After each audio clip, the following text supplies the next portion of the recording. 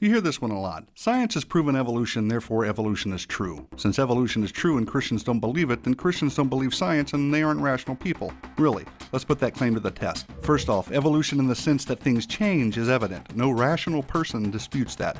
Therefore, rational Christians believe it.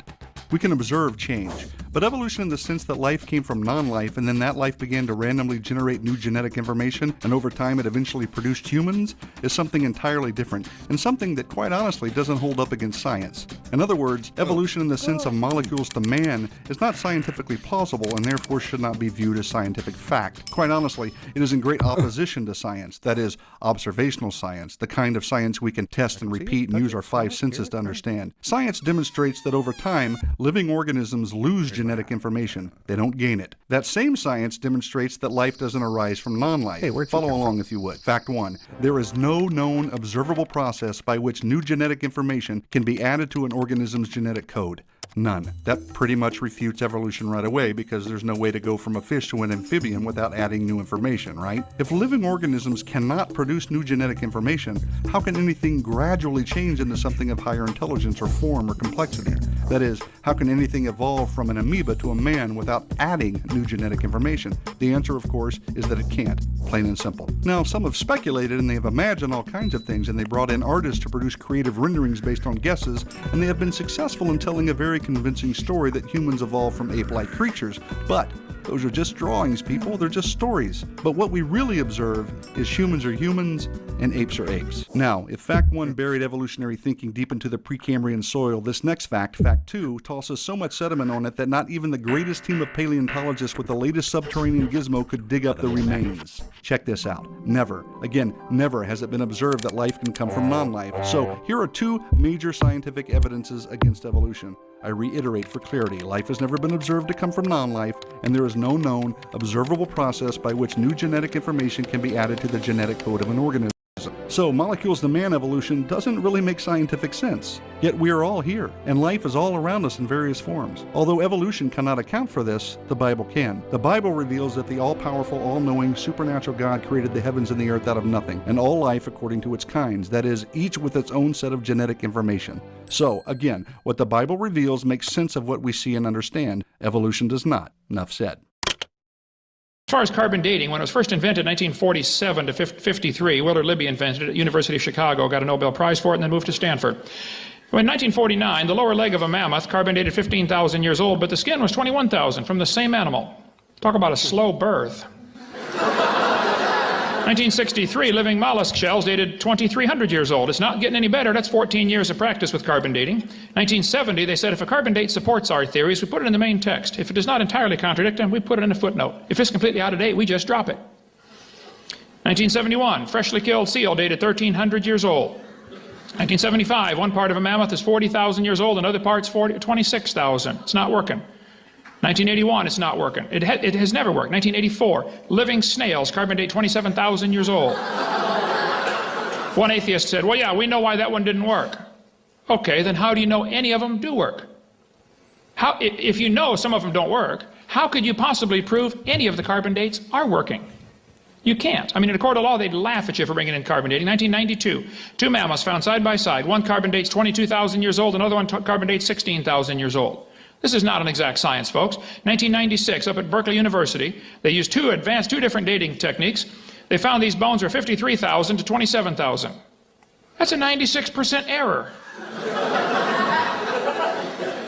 This is not science. This is fairy tale stuff. It gets worse with potassium argon dating. You need video 7 for that one.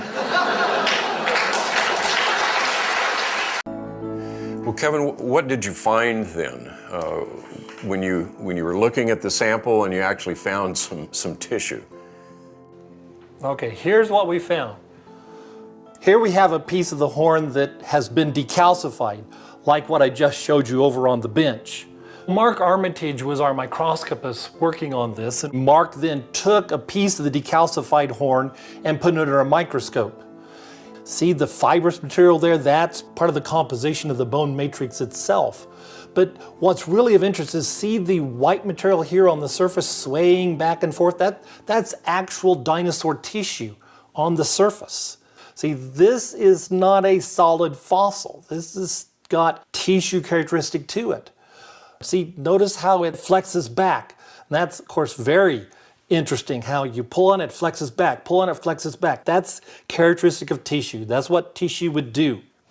Now, Mark then was able to extract some very thin layers of elastic material away from the inner core of the horn. But he didn't have to decalcify the horn in order to do this. You can see it's stretchy, it's flexible. In fact, look, notice, see how it's stretching? It's stretching almost to twice its original size of what it was.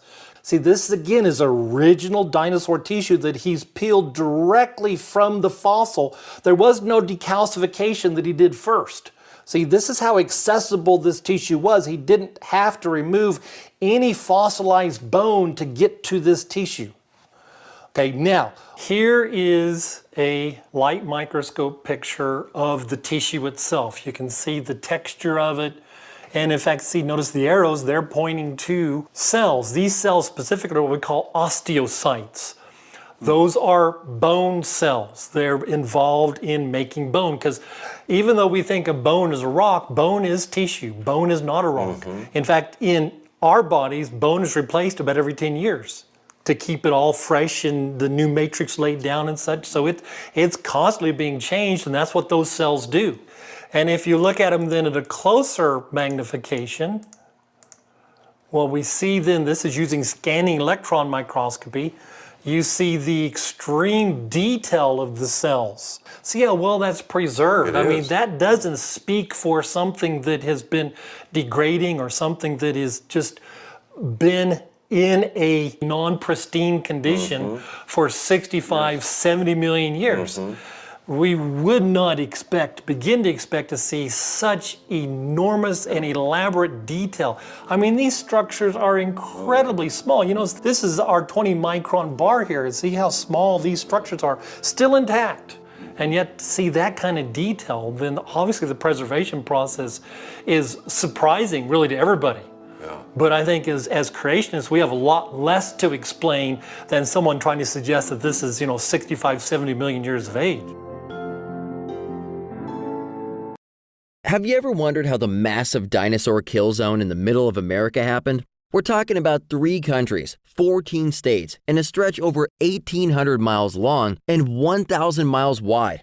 Over 1 million square miles are filled with the remnants of most known dinosaur species, and they're all mixed with other land animals, fish, birds, and all sorts of sea life. The leading theory asserted by evolutionists is that an asteroid hitting the Yucatan Peninsula in Mexico, over 1,000 miles away from the heart of this disaster zone, is why millions of dinosaurs are buried in mud and ash. But that doesn't make sense, because the billions of fossils in this area were buried in multiple mud and ash layers from successive watery events.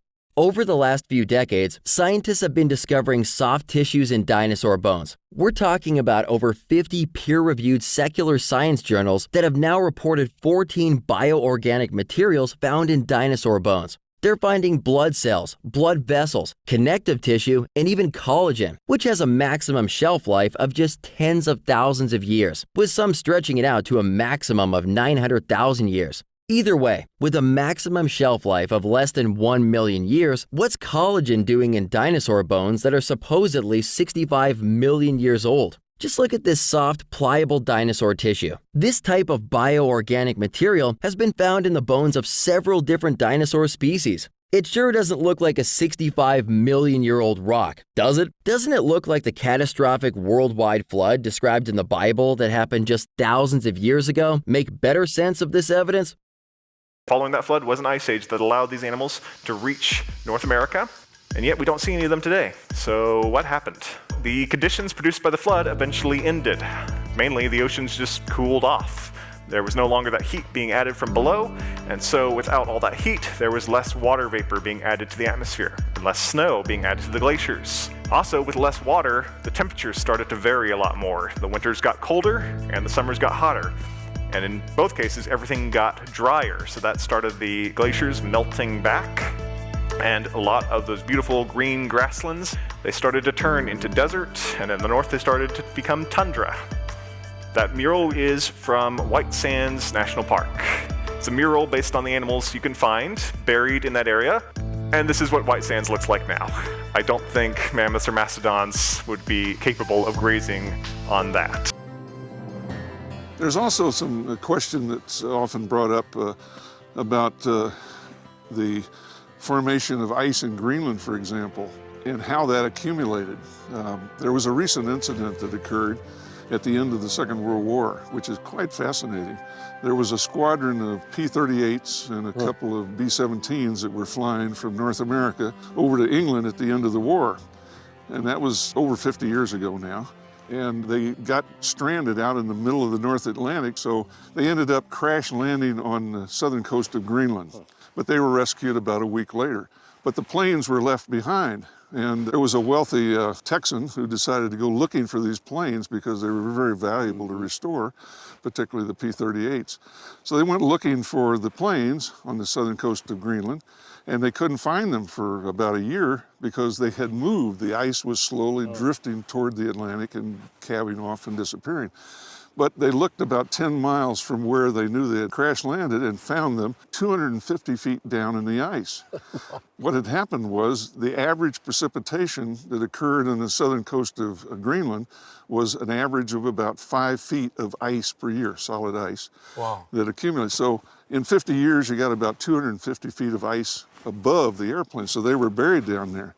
Now, what's that got to do with the Ice Age?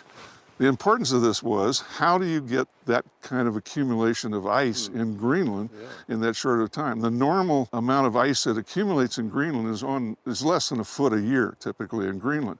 But on the southern coast of Greenland, where those planes happened to have landed, was where the Gulf Stream intersects with Greenland, which is a warm ocean current that comes up the east coast of North America and is a large source of water vapor off the coast of this cold continent, very much like what we've talked about globally. So this is a small-scale event that would produce an increase, a 5-fold increase in the amount of precipitation in just that southern part of Greenland and accumulate that amount of ice.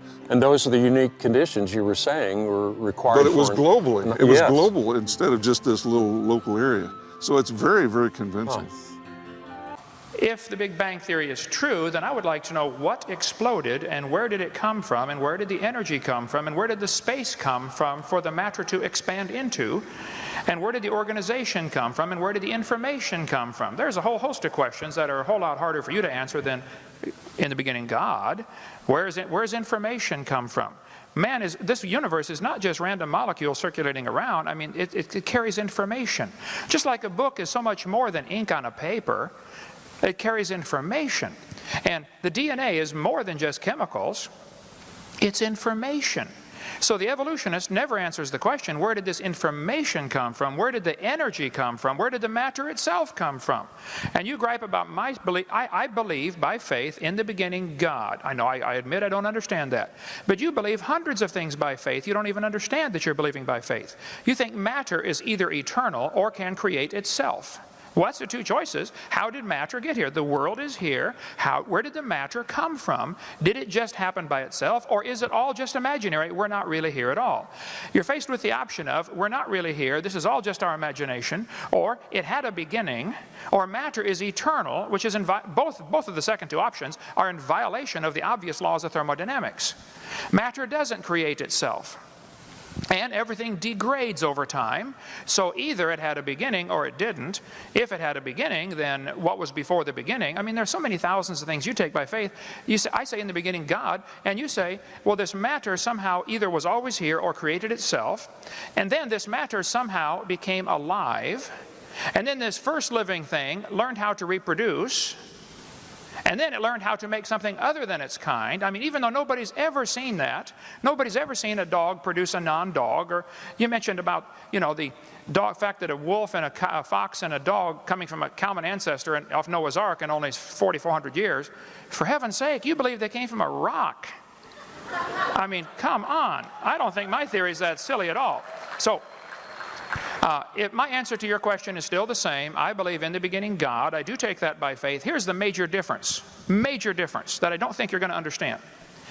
I admit mine is a religion. They do not admit theirs is a religion. They want you to think what they believe is science, and all of you should pay for their religion to be taught in this university. And that's the situation we have today, and that's unfortunate. There have always been situations where the majority taught something. I mean, in the Soviet Union 15 years ago, if you stood up and said, hey kids, I don't believe in communism, I think capitalism is a better system, you would be in Siberia if you survived. And here in Emory University, if you stood up in your classroom and said, I don't believe this evolution theory is true, I think it's pretty obvious there must have been a designer to this system, you would be in intellectual Siberia. You would lose your job. It has happened to hundreds of teachers, just simply for standing up and say, look, I think the evidence is here, folks. There must have been a designer. If I asked you to explain how computers came to be, but you cannot use man as your answer, I only want a purely naturalistic explanation for the origin of computers. Purely naturalistic.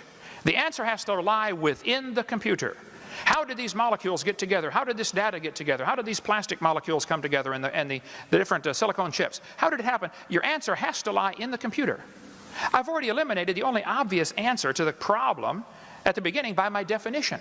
They're trying to eliminate the only logical answer to the question by their definition of science. They want to define science as things that we can observe and test and demonstrate in the natural world. Okay, well then that eliminates both evolution and creation. Both are unobserved. We don't see anything change. We don't see anything created from nothing. Here's the problem. Both creation and evolution are religious. I admit mine's a religion. They don't admit theirs is a religion. And all of us are paying for their religion to be taught in the school system. And I, for one, resent that. So my answer is still the same. God did it.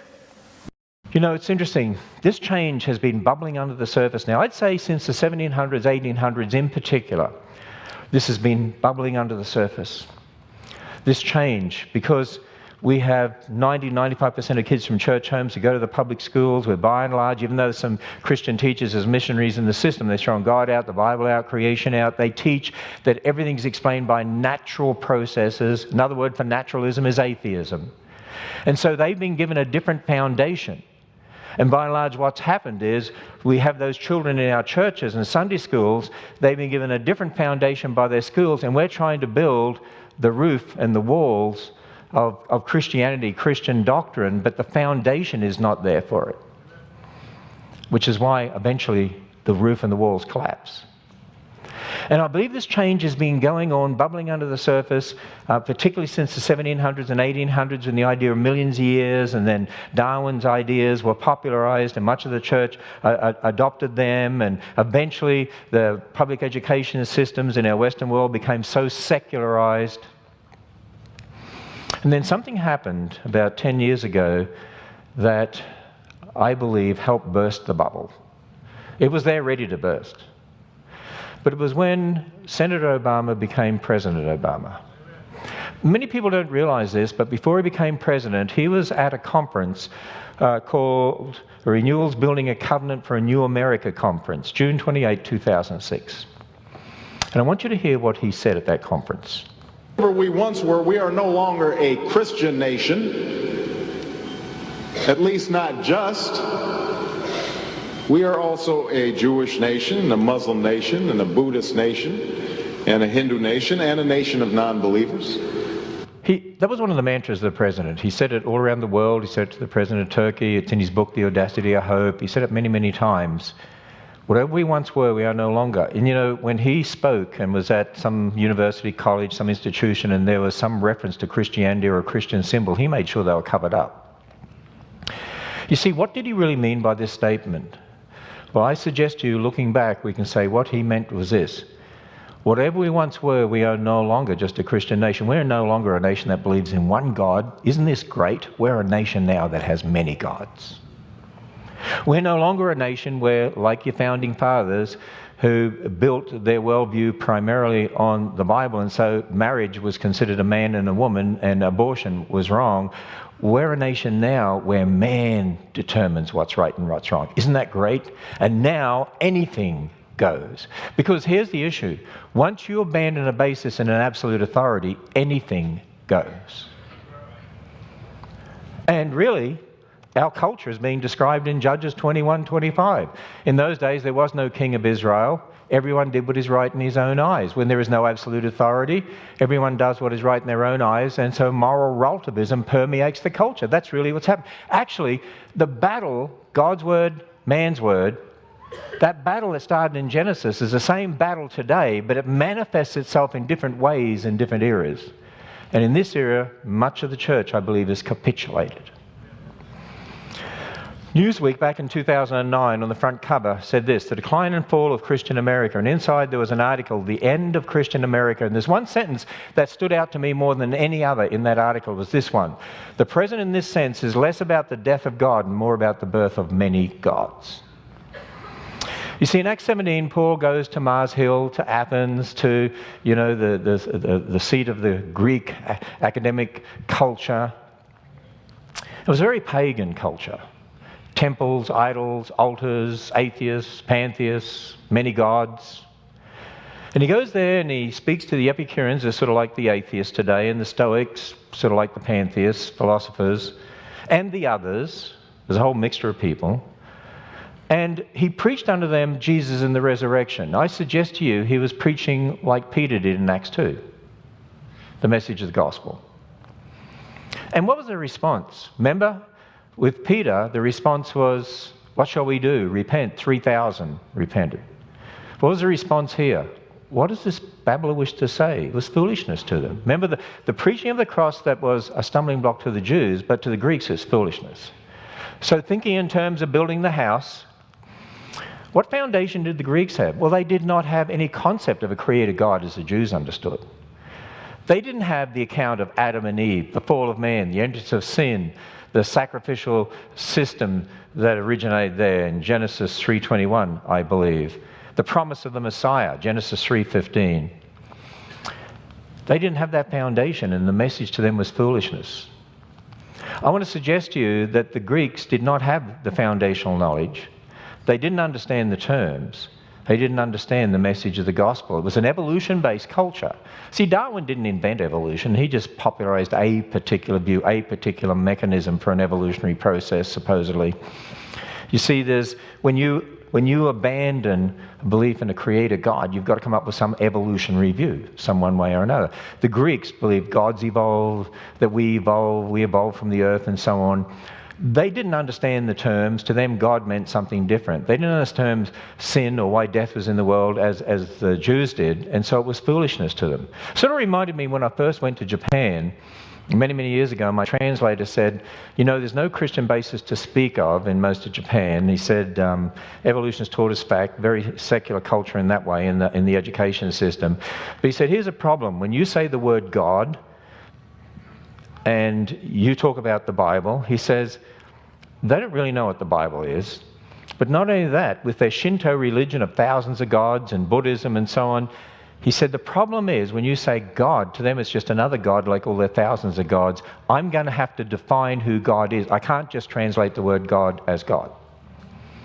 In fact, a great Japanese pastor, he died just a couple of years ago. He was a good friend, and he had even built a little creation museum over there in his churches. And he was a great Bible teacher. And he came here, and it was only a year or so before he died. He wanted to present me with a Bible he had translated in Japanese. And he spoke sort of broken English, and through an interpreter told me, this is the Creator Bible. Everywhere where it has God, capital G, I translate it as Creator so the Japanese people understand. And you see, they had no Christian basis to speak of, so if you say, Jesus died for your sins, repent, it's like the Greeks. They don't understand. They don't have the foundation for the walls and the roof. Sort of like when New Tribes Mission. How many are familiar with New Tribes, by the way? Quite a number of you. When they went to a pagan culture in some isolated jungle somewhere, and they preached the message of the cross like an Acts 2 type approach, and they thought they saw these people converted, they found out that many of them, they realized they weren't truly converted. They didn't understand the message. They just did what they thought the missionaries wanted them to do. And so they decided on a different approach. And their approach was, let's start at the beginning and chronologically teach the Bible. And then when they got to the message of the cross, people understood. And people, that's where I suggest that we're at today. In fact, I think we should always teach the gospel like that. But in this era, see, we have assumed in the past that people have the foundation. But we have increasing generations don't have that foundation. And one of the big differences between going to some isolated group in some jungle in Papua Indonesia or something like that, and most of the world today is nearly everyone in the world goes to some sort of secular education system. We have secular media, access to the internet, TV and so on, secular museums. And the teaching of evolution of millions of years permeates the world. And so you see, when you start with God's word or man's word, you end up with two whole different worldviews. And what we're seeing in our culture is a clash of these worldviews, but what's not being addressed in a lot of instances is the fact that it's actually a clash down here, foundationally. If we raise up generations who know how to think foundationally and know what they believe and why they believe what they do, then they won't be like those described in the Bible as tossed to and fro by every wind of doctrine. Think about it. We have kids today growing up in a culture where you only got to turn on the news and they're talking about gender and people changing from male to female, supposedly, and male restrooms and female restrooms, and you shouldn't have that, and gay marriage and abortion. And I mean, think of what's happening in our culture. And so they're dealing with all of these issues and evolution and now euthanasia, and they're starting to deal with that issue in this culture as they have in others, and there's false religions and so on, atheists. How do they know what to believe? How do they know how to respond to that? How do they know what to say? How do they know what they believe? If they haven't got the foundation and the structure to stand firm, what's going to happen to them? We're seeing what's happening to them.